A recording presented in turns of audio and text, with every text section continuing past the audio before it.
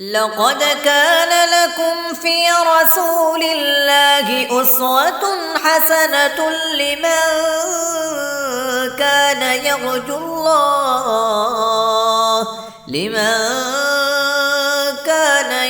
الله واليوم الآخر وذكر الله كثيرا.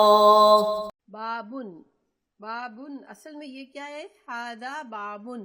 جب بابن کے بعد یہ دو ڈاٹ لگے ہوئے، اس کا مطلب ہے کہ یہ جملہ یہاں پورا ہے، ٹھیک ہے؟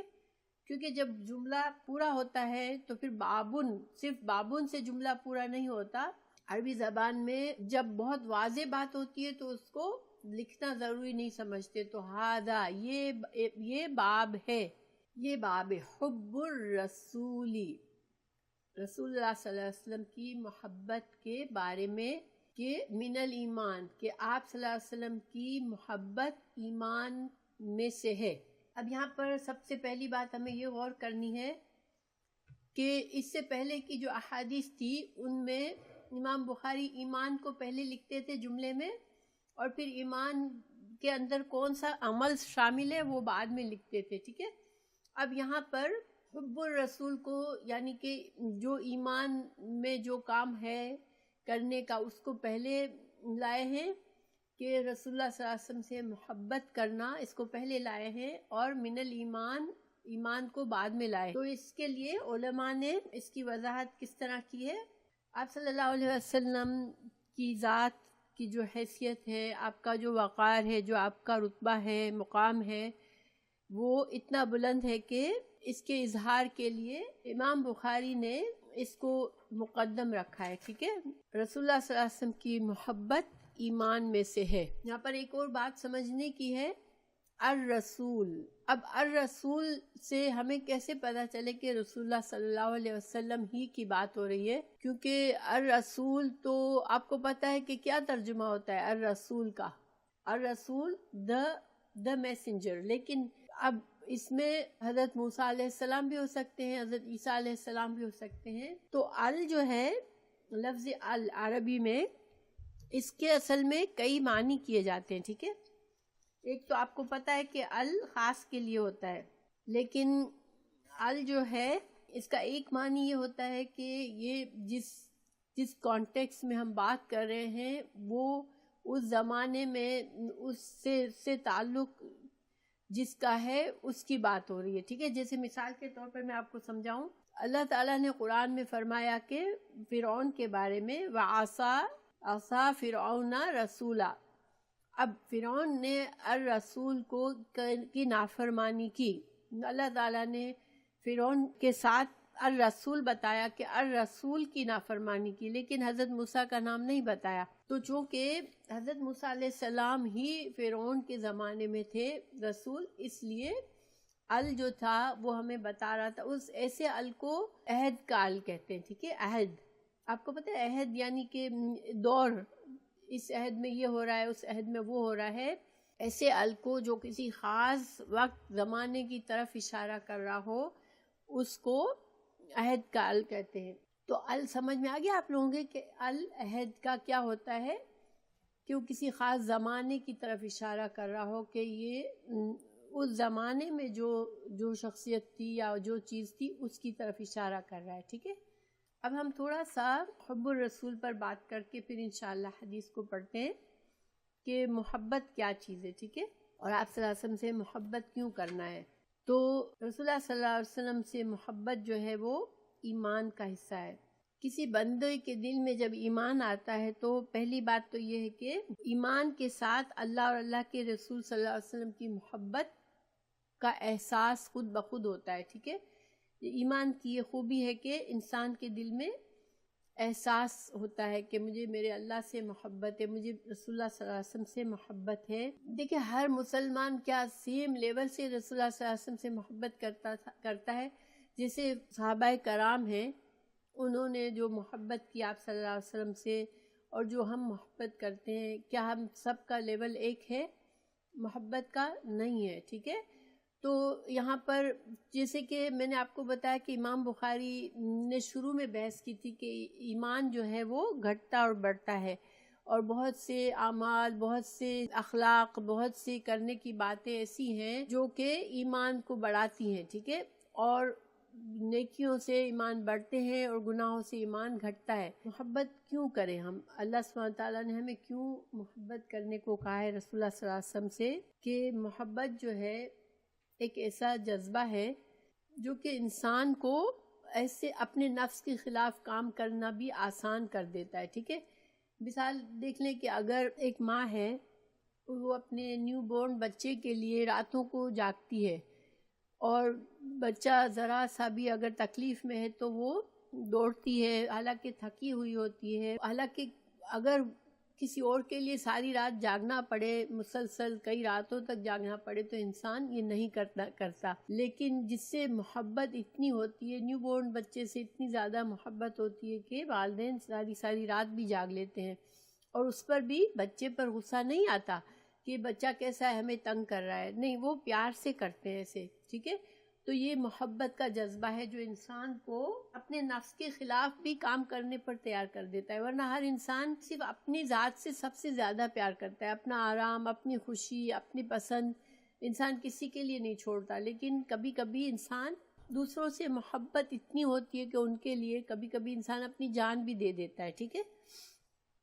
تو اللہ تعالیٰ نے ہمارے لیے لازم رکھا ہے کہ ہم رسول اللہ صلی اللہ علیہ وسلم سے محبت کریں، اور اس کو ایمان کا حصہ بنایا ہے۔ دوسرا فائدہ محبت کا کیا ہے کہ آپ صلی اللہ علیہ وسلم سے محبت سے ایک تو ہم آپ کی اطاعت کریں گے، آپ کی پیروی کریں گے، اور جتنا ظاہری بات ہے کہ ہم آپ صلی اللہ علیہ وسلم کی اطاعت اور پیروی کریں گے، اتنا زیادہ ہمارا دنیا کا فائدہ کیا ہے کہ ہمارا ایمان بڑھے گا، ہماری آخرت کا فائدہ کیا ہے کہ حدیث سے پتہ چلتا ہے ہمیں کہ جو انسان جس سے محبت کرتا ہے اسی کے ساتھ اٹھایا جائے گا۔ میں آپ کو کچھ حدیثیں بتاتی ہوں۔ ایک حدیث ہے المرء مع من احبا، یہ بخاری ہی کی حدیث ہے کہ آپ صلی اللہ علیہ وسلم نے فرمایا کہ ایک انسان اسی کے ساتھ ہوگا جس سے وہ محبت کرتا ہے۔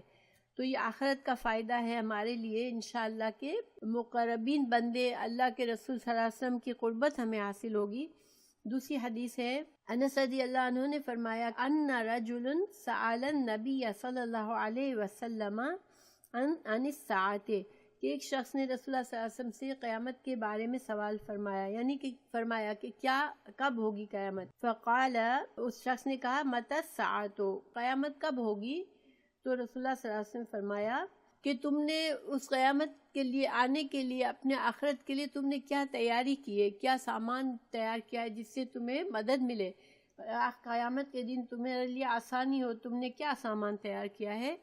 اس شخص نے کہا قال لا شيء الا انی احب اللہ ورسولہ صلی اللہ علیہ وسلم۔ اس شخص نے کہا میں نے تو کوئی ایسی چیز تیار نہیں کی ہے، بس یہ ہے کہ میں اللہ سے اور اللہ کے رسول صلی اللہ علیہ وسلم سے محبت کرتا ہوں۔ فقال، تو آپ صلی اللہ علیہ وسلم نے فرمایا انت مع من احببت، کہ تم اسی کے ساتھ ہوگے جس سے تم محبت کرتے ہو، یعنی کہ آخرت میں انسان اسی کے ساتھ ہوگا جس سے وہ محبت کرتا ہوگا۔ ظاہری بات ہے محبت کے درجات ہوتے ہیں، تو جس کی محبت اس حد تک ہوگی کہ اس کو وہ کوالیفائی ہوگا، اس کی محبت کوالیفائی ہوگی کہ وہ رسول اللہ صلی اللہ علیہ وسلم کے ساتھ ان کو درجات ملے، کہ آپ صلی اللہ علیہ وسلم کی قربت ملے، تو یہ کتنی بڑی خوش نصیبی ہوگی اس کی۔ پھر انس رضی اللہ عنہ نے جو کہ اس حدیث کو بیان کیا، وہ کہتے ہیں قال انس فما فرحنا بشیء فرحنا بقول النبی صلی اللہ علیہ وسلم، کہ ہمیں آپ صلی اللہ علیہ وسلم کے اس قول سے بہت زیادہ خوشی ہوئی، اتنی زیادہ خوشی ہوئی کہ ہمیں کسی اور چیز سے خوشی نہیں ہوئی تھی، کہ جب آپ صلی اللہ علیہ وسلم نے فرمایا کہ تم جس سے محبت کرتے ہو اس کے ساتھ ہوگے، کیونکہ انت مع من احببت، جب آپ صلی اللہ علیہ وسلم نے یہ فرمایا تو مجھے اتنی خوشی ہوئی ہم سب کو کہ ہمیں کسی اور بات سے خوشی نہیں ہوئی۔ پھر قال انس رضی اللہ عنہ نے فرمایا، یہ بھی بخاری کی حدیث ہے بائی دا وے، ٹھیک ہے، فَأَنَّا أَحَبُّ النَّبِيَّ صلی اللہ علیہ وسلم وَأَبَا بَكْرٍ وَعُمَرٍ، تو حضرت انس فرماتے ہیں کہ میں جو ہوں وہ رسول اللہ صلی اللہ علیہ وسلم کو سب سے زیادہ محبت کرتا ہوں، اور میں حضرت ابوبکر صدیق سے اور حضرت عمر رضی اللہ عنہ سے محبت کرتا ہوں۔ فَأَرْجُو تو میں امید رکھتا ہوں ان اکونا معہم یحب یہم کہ میں ان سے محبت کرتا ہوں تو میں ان کے ساتھ ہوگا. وَإِن لَمْ أَعْمَلْ بِعَمَلٍ أَعْمَالِهِمْ اور حضرت انس نے یہ بھی فرمایا کہ حالانکہ میرے اعمال ان کے اعمال کی طرح نہیں ہے، یعنی اعمال میں تو میں ان سے بہت پیچھے ہوں، لیکن چونکہ میرے دل میں ان کی بڑی محبت سب سے زیادہ ہے تو میں امید رکھتا ہوں کہ میں ان کے ساتھ ہوں گا. تو سبحان اللہ کتنا بڑا فائدہ ہے حب رسول صلی اللہ علیہ وسلم کا. تو ایسی بہت سی حدیثیں ہیں، صحیح بخاری میں بھی ایک اور بھی ہے اسی مفہوم کی. تو انشاءاللہ میں شارٹ کرنے کے لیے آپ کو اتنی کافی ہے انشاءاللہ کہ ہمیں 2 میجر فائدے پتہ چلے. آپ صلی اللہ علیہ وسلم سے محبت رکھنے کے 2 بڑے فائدے پتہ چلے. نمبر 1 کہ انشاءاللہ ہم دنیا میں ہمارا ایمان کی تکمیل ہوگی اگر ہم نے اس محبت میں اپنے آپ کو اتنا کر لیا کہ ہم جو ہے سب سے زیادہ آپ صلی اللہ علیہ وسلم کو رکھ لیا. تو انشاءاللہ ہمارے لیے دنیا میں چونکہ ہم جس سے انسان محبت کرتا ہے اس کی پیروی کرنے میں اسے خوشی سے کرتا ہے تو ہم انشاءاللہ آپ صلی اللہ علیہ وسلم کی پیروی کرنے کی کوشش کریں گے، اطاعت کرنے کی کوشش کریں گے، اور انشاءاللہ اللہ تعالی ہمیں ان کی قربت نصیب کرے. اور دوسرا فائدہ ہمیں یہ ہوگا انشاءاللہ کہ آخرت میں بھی آپ صلی اللہ علیہ وسلم کی قربت ہوگی، یعنی دنیا میں ہمیں اطاعت اور ایمان کی تکمیل یہ فائدہ ہے، اور آخرت میں آپ صلی اللہ علیہ وسلم کی قربت.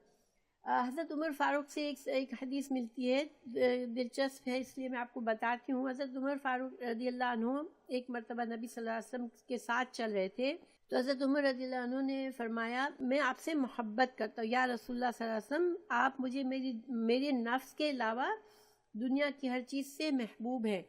تو حضرت عمر نے کیا فرمایا کہ صرف میری جان کے علاوہ باقی ساری چیزوں سے آپ مجھے محبوب ہیں. تو رسول اللہ صلی اللہ علیہ وسلم نے فرمایا نہیں اے عمر ابھی بات نہیں بنی، اے عمر ابھی تیرا ایمان مکمل نہیں ہوا، یہاں تک کہ میں اللہ کا رسول آپ کو آپ کی جان سے بھی پیارا ہو جاؤں، اس وقت تک آپ کا ایمان مکمل نہ ہوگا. حضرت عمر رضی اللہ عنہ نے فرمایا اللہ کی قسم یا رسول اللہ اب آپ مجھے میری جان سے بھی زیادہ عزیز ہیں. تو رسول اللہ صلی اللہ علیہ وسلم نے فرمایا یا عمر اب بات بنی ہے.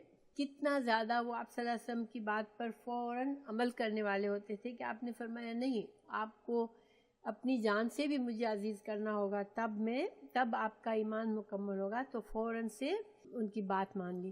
رسول اللہ صلی اللہ علیہ وسلم اپنی خوشی اور اپنے فائدے کے لیے ہم سے یہ فرمایا کہ مجھ سے محبت کرو تب ایمان تمہارا مکمل ہوگا. حالانکہ اگر ہمیں دنیا میں کوئی کہے کہ مجھے سب سے زیادہ محبت کرو تم، چاہے ہمارا کوئی بھی رشتہ ہو ان سے، اگر وہ ہم سے کہے مجھ سے تم سب سے زیادہ محبت کرو، تو اگر کوئی ڈیمانڈ کرے گا ہم سے تو کیا ہم اس سے سب سے زیادہ محبت کریں گے؟ بلکہ ہم دل میں ناپسند کریں گے کہ ہم پر کیوں برڈن ڈال رہے ہیں، ہم محبت پر کوئی کنٹرول تو نہیں ہوتا. تو پھر آپ صلی اللہ علیہ وسلم نے ہم سے کیوں فرمایا یہ کہ مجھ سے محبت کرو سب سے زیادہ؟ کیا آپ صلی اللہ علیہ وسلم کی اپنی خواہش تھی؟ نہیں. اللہ تعالیٰ نے فرمایا سورہ توبہ میں آپ کہہ دیجئے اگر تمہارے باپ، تمہارے بیٹے، تمہارے بھائی، تمہارے ازواج اور تمہارے خاندان والے اور تمہارے مال، تجارت، تمہارے گھر تم کو اللہ اور اس کے رسول سے زیادہ محبوب ہے تو پھر تم کیا کرو؟ انتظار کرو کہ اللہ اپنا فیصلہ لے آئے. یعنی کہ اللہ تعالیٰ نے ایک طرح سے دھمکی کے انداز میں بتایا کہ اگر یہ سب چیزیں، ان سب چیزوں کی محبت اگر تمہاری زیادہ ہے اللہ اور اللہ کے رسول کی محبت سے، تو پھر تم اپنے انجام کے لیے انتظار کرو. گویا کہ انسان کو ایک طرح سے سزا اور دھمکی، عذاب کی وعید ملی اس میں. تو اس کا مطلب یہ ہے کہ آپ صلی اللہ علیہ وسلم کی یہ ایک ایمان تھا، آپ کی ایمانداری تھی کہ آپ نے اللہ کے ہر حکم کو ہم تک پہنچایا. تو اللہ تعالیٰ جب رسول اللہ صلی اللہ علیہ وسلم نے ہم سے یہ کہا کہ مجھ سے تمہارا ایمان مکمل نہیں ہے جب تک تم مجھ سے محبت نہ کرو، تو اصل میں بھی یہ اللہ کے رسول صلی اللہ علیہ وسلم کی امانت تھی کہ اللہ کا حکم ہم تک پہنچایا، اور آپ صلی اللہ علیہ وسلم کی خیر خواہی تھی کہ ہمیں سمجھایا. حالانکہ بعض ایسی باتیں ہوتی تھی کہ آپ صلی اللہ علیہ وسلم کے لیے مشکل ہوتی ہوں گی ہم سے کہنا، مگر اللہ کے رسول صلی اللہ علیہ وسلم نے اپنی ذمہ داری میں کہیں کمی نہیں کی، ہمیں ہر حکم اللہ کا پہنچا دیا انہوں نے. مگر دیکھیں سوال یہ پیدا ہوتا ہے، سے کہا گیا کہ تم اللہ کے رسول صلی اللہ علیہ وسلم سے سب سے زیادہ محبت کرو، تو مگر یہ تو ساری نیچرل محبتیں ہیں، ماں باپ کی محبت، بہن بھائی کی محبت، یعنی ہم کیسے جانے کہ واقعی میں ہماری محبت رسول اللہ صلی اللہ علیہ وسلم کے لیے اتنی زیادہ ہے، سب سے زیادہ ہے؟ کیونکہ عام طور پر تو یہ ہوتا ہے کہ دین کا ایک حکم ہمارے سامنے ہوتا ہے، لیکن ہمارے بچوں کی خوشی کے لیے کبھی ہم اس میں کمی کر دیتے ہیں۔ ہمیں پتہ ہوتا ہے رسول اللہ صلی اللہ علیہ وسلم نے ہمیں اس طریقے کی چیزوں سے منع فرمایا ہے، لیکن ہم وہ طریقے کرتے ہیں۔ کیوں کرتے ہیں؟ کہ بھئی ہم کیا کریں، بچوں کی خواہش ہے۔ مثال کے طور پر آج کل جو میں صرف مثال دے رہی ہوں، ٹھیک ہے، میں کسی کے اوپر طنز یا وہ نہیں کر رہی ہوں، لیکن مثال سے بات صحیح سمجھ آتی ہے، اس لیے میں مثال دے رہی ہوں کہ جب آج کل والدین کو دین کی سمجھ آنے لگتی ہے تو ان کو یہ احساس ہوتا ہے کہ ہمارے دین میں گانا بجانا اور بہت زیادہ اسراف کرنا اور بہت زیادہ دکھاوا کرنا، یہ ساری چیزیں نہیں ہے، پسندیدہ نہیں ہے، بلکہ ان سے گناہ ہوتا ہے۔ لیکن جب بچوں کی شادیوں کا وقت آتا ہے تو ماں باپ بچوں کی خوشی کی خاطر ہر چیز کرتے ہیں اور کہتے ہیں کیا کریں، بچوں کے لیے کر رہے ہیں۔ تو ہم لوگوں کو دنیا میں ایسے بہت سے مسائل آتے ہیں، ایسی بہت سی چیزیں ہوتی ہیں جس میں کبھی جیسے عورت کو حجاب پہننے کا بہت خواہش ہوتی ہے کہ یہ اللہ کا حکم ہے، میں حجاب کروں، لیکن نہیں، میرے شوہر کو نہیں پسند ہے، یا لوگ کیا سوچیں گے، یا میرے سب لوگ عادی ہیں مجھے ایسا دیکھنے میں چینج کروں گی تو کیا ایفیکٹ آئے گا۔ یعنی ہمیں یہ چیزیں ہر قدم پر روکتی ہیں۔ آج میں آپ میں سے کسی سے پوچھوں کیا رسول اللہ صلی اللہ علیہ وسلم سے محبت ہے، آپ کہیں گے ہاں ہمیں تو ہے، اور بہت سے لوگ دعویٰ کرتے ہیں، بہت سے لوگ تو میلاد میں اور پتہ نہیں کیا کیا، وہ میلاد النبی میں اور بہت زیادہ جذبات کا اظہار کرتے ہیں، اور وہ خوش ہو جاتے ہیں کہ ہم تو حب رسول کی وجہ سے کر رہے ہیں۔ مگر حب رسول جو ہے وہ یہ نہیں ہے کہ انسان جو ہے غلط طریقوں سے یا کسی اور کو ترجیح بھی دے رہے ہیں۔ ہم آپ صلی اللہ علیہ وسلم کے کسی بھی فرامین پر ہم کسی اور کو ترجیح دیتے ہیں۔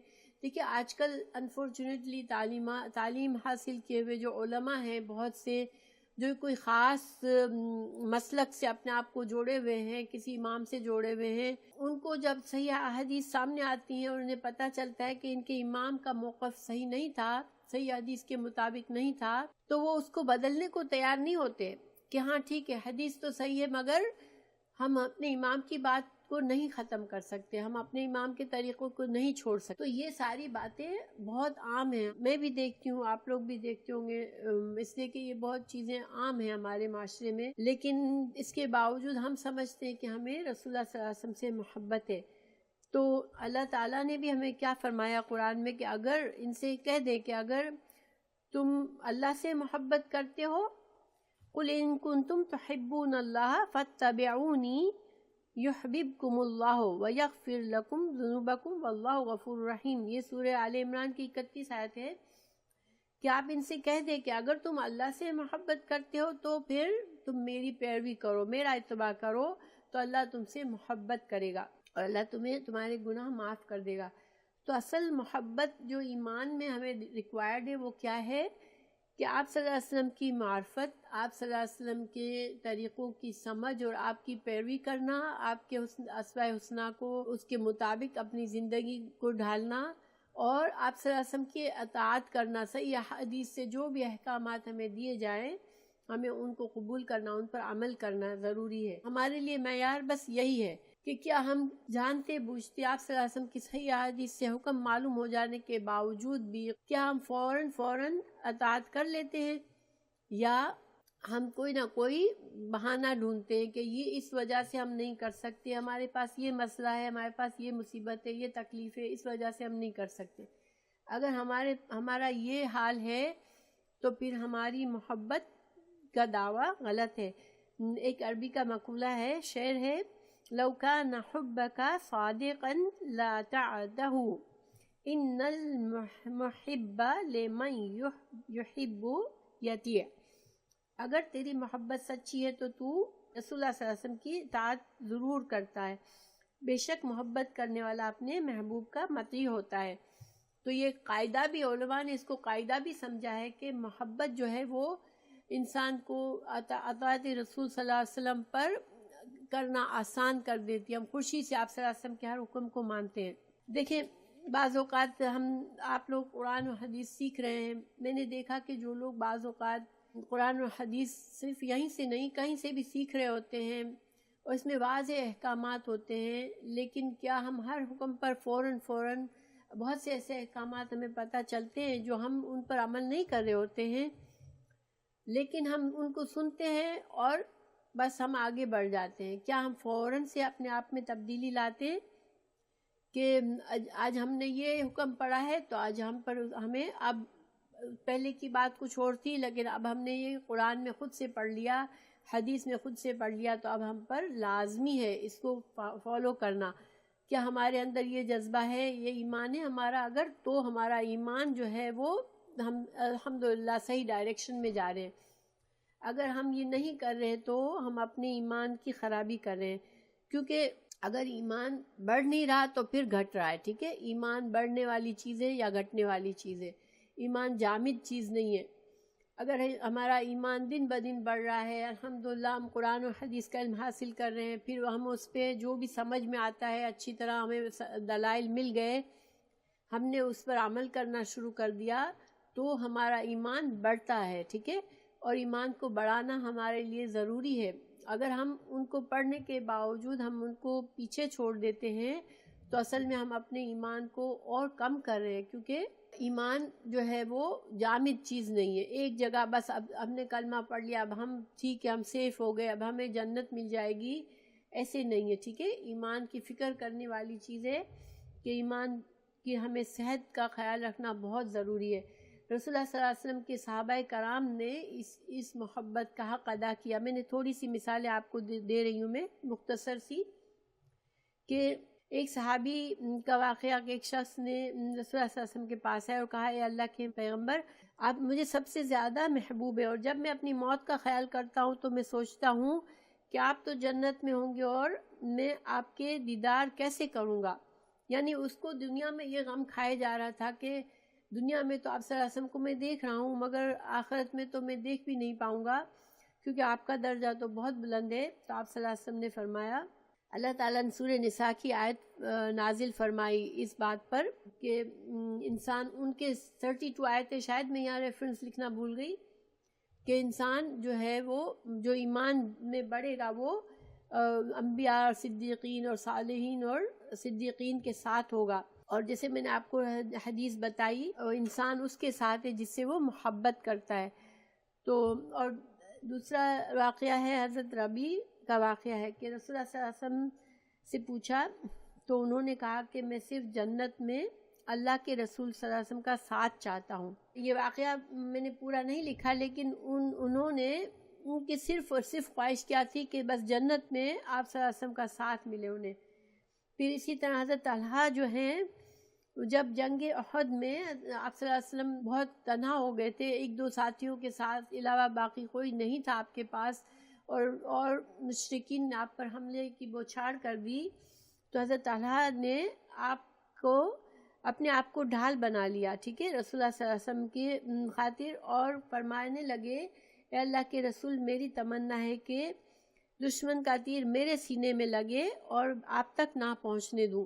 اور وہ بہت زخمی ہوئے تھے، حضرت طلحہ جنگ احد میں بہت زخمی ہوئے تھے. ان کا بعد میں بھی یہ بازو تھا ان کا جو پھر کام نہیں کرتا تھا، وہ زخم اتنا بڑا تھا کہ ان کا ایک بازو کام نہیں کرتا تھا بعد میں بھی. اسی طرح حضرت ابو دجانہ نے بھی اپنے آپ کو ڈھال بنا لیا تھا اور وہ تیر کھاتے رہے رسول اللہ صلی اللہ علیہ وسلم کی خاطر. اور صحابہ کرام جو تھے وہ دیکھیں جب ان کی اطاعت کتنی تھی کہ جب قبلے کی تبدیلی کا حکم آیا تو رکوع کی حالت میں انہوں نے اپنا رخ چینج کر لیا، یعنی اتنا بھی انتظار نہیں کیا ہم جو ہیں رکوع سے تو اٹھ جائے پھر اپنے چہرے کو پھیریں گے، نہیں. ان کے کان میں پڑا کہ بس اب جو ہے قبلہ تبدیل ہو گیا ہے تو انہوں نے رکوع کی حالت میں ہی اپنا رخ پھیر لیا. جب گھریلو گدھوں کے حرام کا حکم آیا تو اس وقت صحابہ کرام نے، یہ لوگ سفر پہ تھے تو انہوں نے گدھوں کو ذبح کر کے اس کا کھانا تیار تھا، بالکل کھانے کا وقت ہو رہا تھا، لیکن آپ صلی اللہ علیہ وسلم نے فرمایا کہ نہیں، گدھے حرام ہیں جو گھریلو گدھے ہوتے ہیں وہ. تو صحابہ کرام نے پکا ہوا کھانا انڈیل دیا. یہ نہیں سوچا کہ اب آج کا تو کھانا کھا لے، پھر کل سے ہم اس کو نہیں کھائیں گے.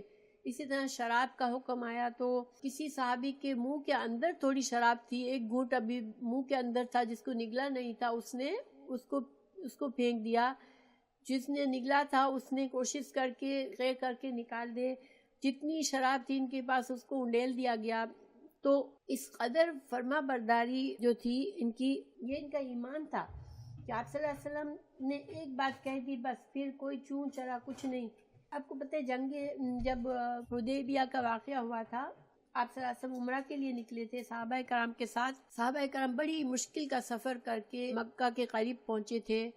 آپ سب کو پتہ ہوگا اس وقت قریش نے منع کر دیا داخل ہونے سے، اور آپ صلی اللہ علیہ وسلم نے ایک معاہدہ کیا تھا قریش کے ساتھ، اور وہ معاہدہ کی شرائط بظاہر اتنی زیادہ مشرکین کے فیور کی تھی کہ سارے مسلمان اپسیٹ تھے کہ یہ کیا کیا. آپ صلی اللہ علیہ وسلم نے کیوں اتنی کمزوری کا معاملہ کیا کہ ایسا معاہدہ طے کر لیا کہ ساری شرطیں اس کی مشرکین کے فائدے میں ہیں. انہوں نے کہہ دیا مشرکین نے کہ آپ اس سال عمرہ نہیں کر سکتے، اگلے سال کریں گے. تو ان کو اتنے دور آئے ہوئے تھے عمرے کے لیے، اتنی مشکل سفر طے کر کے آئے تھے، اور ان کو بغیر عمرہ کے جانا پڑ رہا تھا. ایسے میں آپ صلی اللہ علیہ وسلم نے انہیں فرما دیا کہ بس اپنے قربانی کے جانور یہیں ذبح کرو اور سر منڈوا لو اور ہم واپس چلتے ہیں.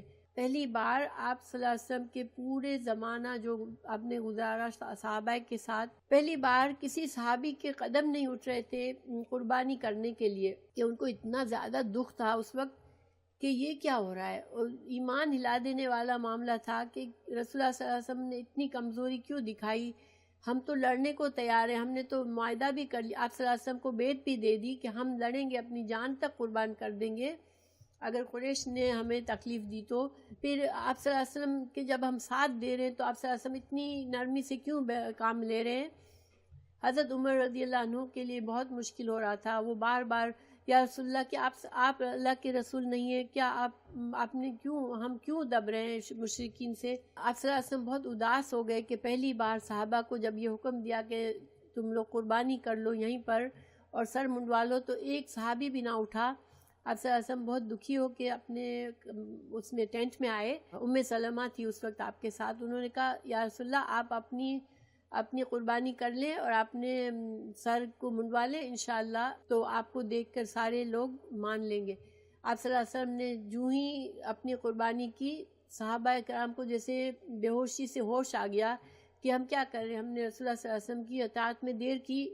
تو وہ فوراً سارے کے سارے لوگ لپ کے اور اپنی قربانیاں کی، اپنے بال منڈوائے اور آپ صلی اللہ علیہ وسلم کے ساتھ خوشی کے ساتھ واپس پلٹے. تو یہ سارے ایمان ہلا دینے والی چیزیں انہوں نے گزاری، لیکن آپ صلی اللہ علیہ وسلم کی محبت اور اطاعت میں کہیں کمی نہیں ہوئی. تو ہم لوگوں کو یہ سمجھنا پڑے گا کہ محبت کیا ہے. آپ صلی اللہ علیہ وسلم کی محبت یہ نہیں ہے کہ چند نعتیں ربیع الاول میں پڑھ لو اور بڑے چند آنسو آ جائے آنکھوں میں، اور چاہے نعتوں میں شرکیہ باتیں ہوں، ہم سمجھے ہم بہت زیادہ محبت رسول کے مالک ہیں. یہ محبت نہیں ہے. محبت اصل میں پیروی ہے، آپ صلی اللہ علیہ وسلم کی اطاعت ہے، اور یہی ہمیں انشاءاللہ جنت میں بھی فائدہ دے گی. یہ ساری چیزیں بس آخر میں ایک پوائنٹ بتا دوں. آج ابھی تک تو ہم حدیث پر نہیں پہنچے، انشاءاللہ حدیث تو مختصر ہے، میں ابھی کرتی ہوں.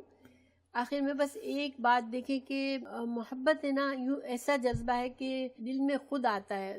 انسان سے کہا جائے محبت کرو تو محبت نہیں ہوتی. لیکن انشاءاللہ اگر ہم آپ صلی اللہ علیہ وسلم کی سیرت کو پڑھیں گے، آپ صلی اللہ علیہ وسلم کی شخصیت کو پہچانیں گے کہ کتنا اللہ نے ان کو رحمت للعالمین بنایا، اور آپ صلی اللہ علیہ وسلم کن خوبیوں کے مالک تھے، آپ نے کتنی قربانیاں دی ہمارے لیے، امت سے کتنی خیرخواہی کی. پھر ہم سے یہ حدیث کو جب پڑھیں گے انشاءاللہ آپ دیکھیں گے بخاری کی حدیث، انشاءاللہ اللہ ہمیں توفیق دے کہ ہم سمجھ کر پڑھتے رہیں. ایسی حدیثیں آئیں گی کہ ہمارا ایمان آسمان تک پہنچ جائے. ایسا ہمیں آپ صلی اللہ علیہ وسلم سے اتنی محبت محسوس ہو کہ واقعی میں کیا ذات تھی آپ صلی اللہ علیہ وسلم کی. اللہ تعالی ہمیں وہ اس طریقے سے، اس جذبے سے امام بخاری کی اس کتاب کو پڑھنے کی توفیق دے تاکہ ہمارے ایمان میں اضافہ ہو انشاءاللہ. محبت کے لیے معرفت کی ضرورت ہے اور علم کی ضرورت ہے. ٹھیک ہے، محبت آپ صلی اللہ علیہ وسلم سے محبت صرف دعوے کر کے نہیں کر سکتے.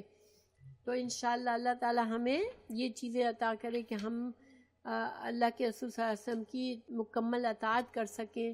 اللہ تعالی ہمیں وہ علم دے کہ ہم صحیح علم سے، کیونکہ علم جو ہے وہ شکوک و شبہات کو دور کرتا ہے، تو صحیح علم ہمیں آئے گا انشاءاللہ تو پھر ہم اس پر عمل کریں گے. اور اس بات کو ہمیشہ یاد رکھنا ہے کہ چاہے ہم نے کچھ بھی دین سیکھا ہے، پہلے کسی سے بھی سیکھا ہے، اگر ہمارے پاس صحیح احادیث سے ہمیں پتہ چلتا ہے کہ جو ہم نے سیکھا تھا وہ صحیح نہیں تھا، تو اب ہمیں فوراً سے اس کو اپنی زندگی سے نکالنے کی ضرورت ہے.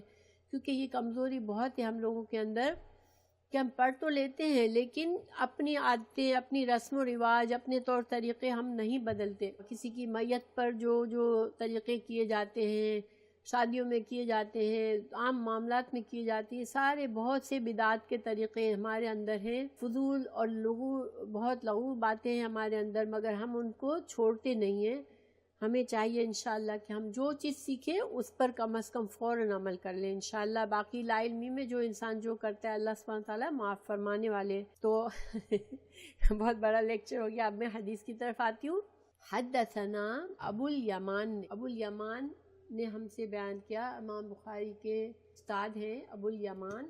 انہوں نے کہا حدثنا شعیب نے ہم کو بیان کیا. قال حدثنا ابو الزناد نے ہم کو بیان کیا عن العارج سے، عن ابی ہریرہ رضی اللہ عنہ سے، انہوں نے ابو ہریرہ رضی اللہ عنہ سے بیان کیا ان رسول اللہ صلی اللہ علیہ وسلم قال، آپ صلی اللہ علیہ وسلم نے فرمایا والذی، قسم ذات کی، نفسی بیدہ، میری جان جس کے قبضے میں ہے، جس کے ہاتھ میں ہے، لا یؤمنو، نہیں ایمان لایا، یعنی کہ ایمان کی تکمیل نہیں کی، احدکم، کسی تم میں سے کسی ایک نے، حتیٰ، یہاں تک کہ اکونا، میں ہو جاؤں، احب، سب سے زیادہ محبوب، الیہ، اس کی طرف، من والدہ، اس کے والد سے، اور اس کے ولدہی، اس کے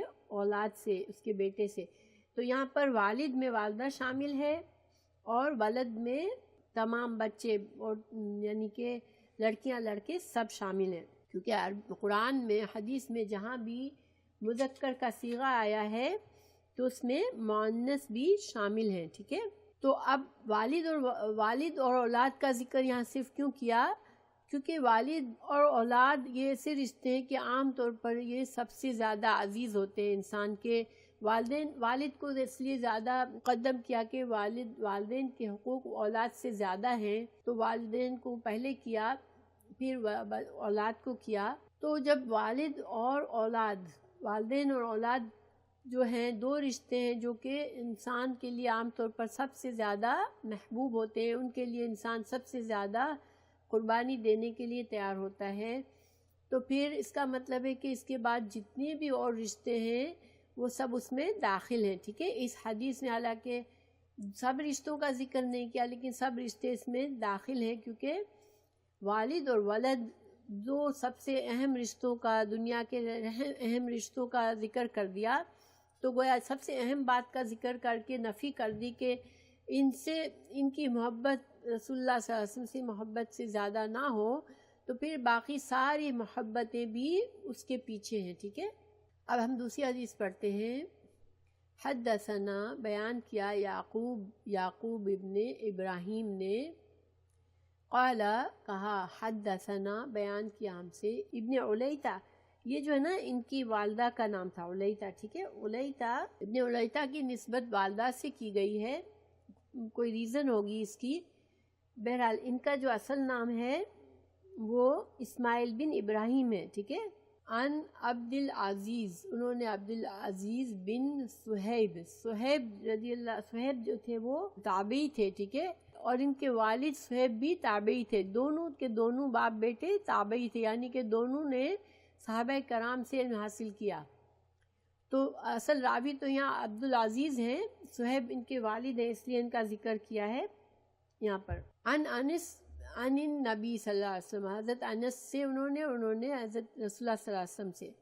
اچھا، یہاں بظاہر حدیث کی سند پوری ہو گئی، کیونکہ حدیث کی سند کب پوری ہو جاتی ہے؟ جب رسول اللہ صلی اللہ علیہ وسلم کا نام آ جائے کہ رسول اللہ صلی اللہ علیہ وسلم تک پہنچ گئی حدیث کی سند، تو اب یہ پوری ہو گئی۔ لیکن امام بخاری نے ہا ڈالا ہے۔ ہا کیوں ڈالا جاتا ہے؟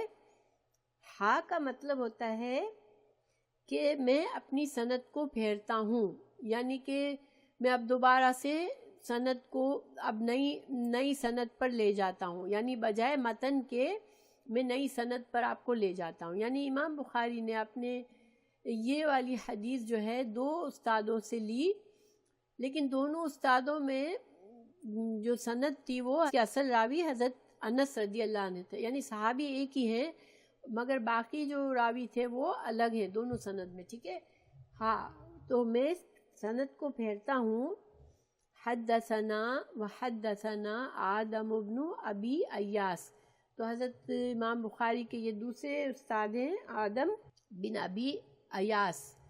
قال حدثنا شعبہ، تو انہوں نے شعبہ سے روایت کی، عن قتادہ، انہوں نے قتادہ سے، عن انس، انہوں نے انس رضی اللہ عنہ سے۔ تو یہاں پر اس حدیث کی 2 سندیں ہیں، ٹھیک ہے۔ تو امام بخاری نے دونوں سندوں کو یہاں پر ذکر فرمایا ہے۔ اس کا فائدہ یہ ہے کہ حدیث کو اور بھی تقویت، دیکھیں 2 اسٹرانگ حدیثیں سند سے بیان کیا، اس کا مطلب ہے حدیث کی اور زیادہ قوت کو بیان کیا کہ یہ حدیث بہت قوی ہے، ٹھیک ہے۔ قال رسول اللہ صلی اللہ علیہ وسلم، فرمایا رسول اللہ صلی اللہ علیہ وسلم نے، لا یؤمنو، نہیں ایمان لاتا، احدکم، تم میں سے کوئی ایک، حتیٰ، یہاں تک کہ اکونا، میں ہو جاؤں، احبا، زیادہ محبوب، الیہ، اس کی طرف، من والدہ، اس کے والدین سے، وولدہ، اور اس کی اولاد سے، والناسی اجمعین، اور تمام انسانوں سے۔ تو اس حدیث میں صرف اتنا اضافہ ہے، والناسی اجمعین کا اضافہ ہے۔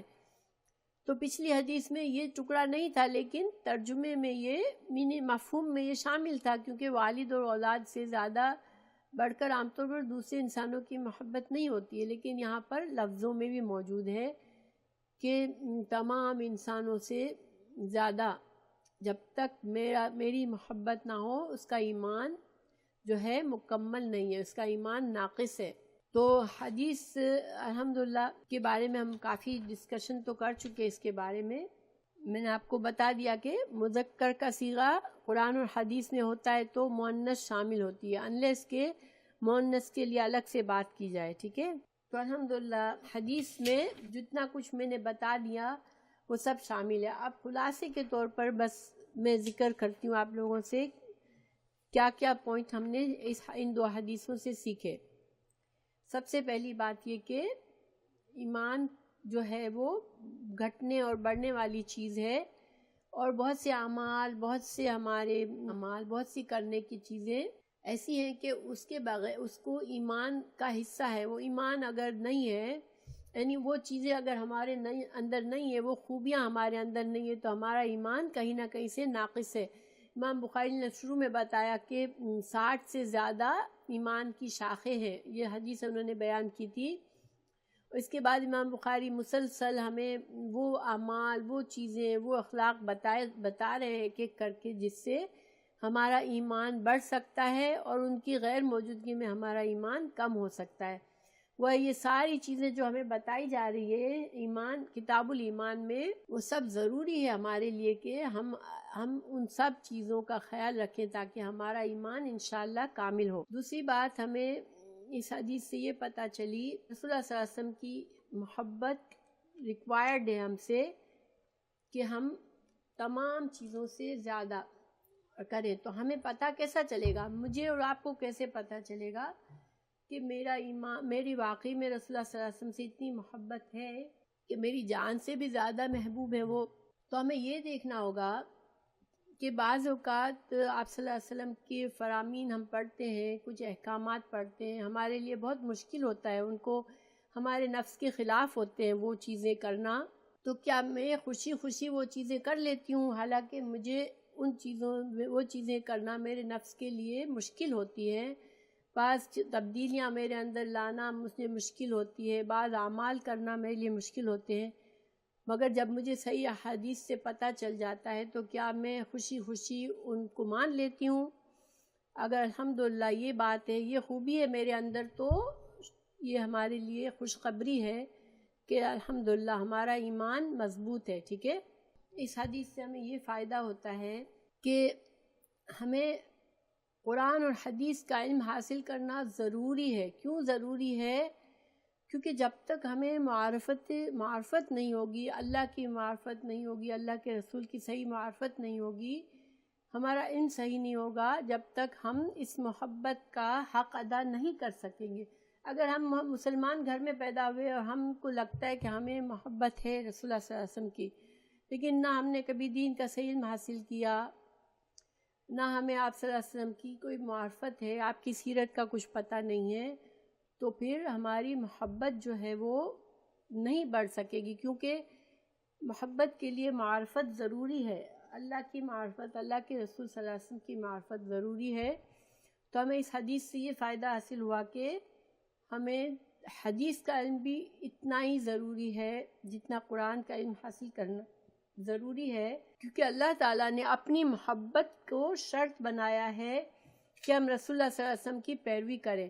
ہم آپ کی پیروی کیسے کر سکتے ہیں صلی اللہ علیہ وسلم جب تک ہمیں آپ صلی اللہ علیہ وسلم کی سیرت کا پتہ ہی نہیں ہے، آپ کے زندگی کے بارے میں صحیح علم ہی نہیں ہے. ٹھیک ہے، تو ہمیں یہ فائدہ ہوا اس حدیث سے. انشاءاللہ دین کا علم حاصل کرنا ضروری ہے، حدیث کا علم بھی اتنا ہی ضروری ہے. بعض اوقات اکثریت لوگ قرآن کو تو چلو اب سمجھ میں آنے لگا، پہلے تو خیر یہ بھی نہیں تھا، صرف قرآن پڑھ لیا، بہت ناظرہ پڑھنا آ گیا، بہت بڑی بات ہے، وہ بھی اردو اسٹائل میں پڑھ لیا، ٹھیک ہے.